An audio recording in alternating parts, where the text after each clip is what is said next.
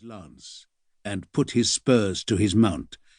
Without a moment's hesitation, the horse leapt forward as fast as a gust of wind, hurling itself towards Pier Soderini. Lorenzo felt the mighty musculature of his darting beast and heard the mud-splashed saddlecloth flapping in the breeze. Soderini had just set off, while Lorenzo had already covered almost half the distance. He raised his shield to better protect himself and aimed his long lance at his target. The crowd seemed to be holding its breath. From up on the wooden platform, Lucrezia kept her eyes fixed upon Lorenzo. She wasn't afraid. She simply wanted to impress the moment upon her memory. She knew how hard her beloved had prepared for this joust, and how extraordinarily courageous he was. He had already proved that.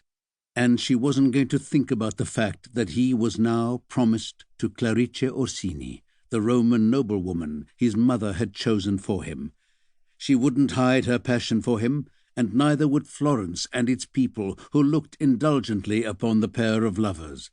They hated the fact that Lorenzo's mother's scheming meant that the man appointed to lead the signoria had asked for the hand of a Roman, even if she was of noble rank.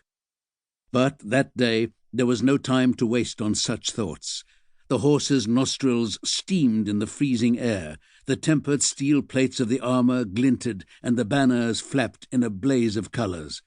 Finally the impact came, a crash of wood and steel like a thunderclap.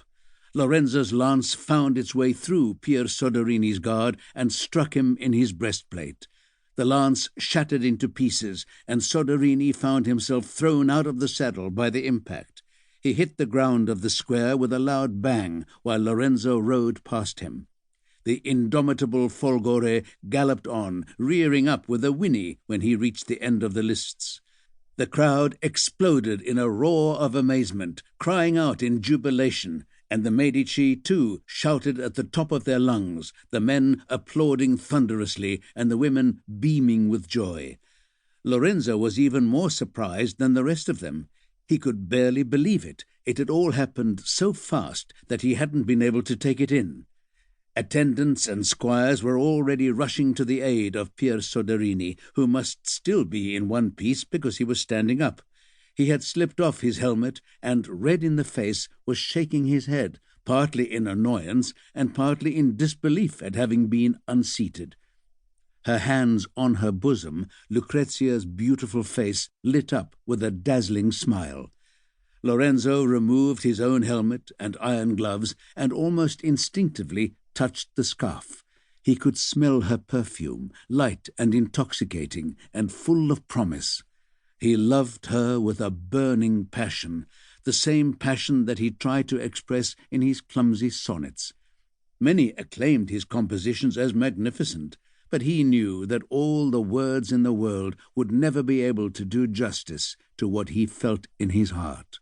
Lucrezia made him feel so alive, and when she looked at him with those eyes of hers, whose long onyx lashes seemed almost able to trap shadow, he felt blessed. He could think of nothing more beautiful. The crowd seemed to notice the looks that passed between them and exploded in a second roar of applause that was even more deafening than the first. Florence loved him, and so did Lucrezia.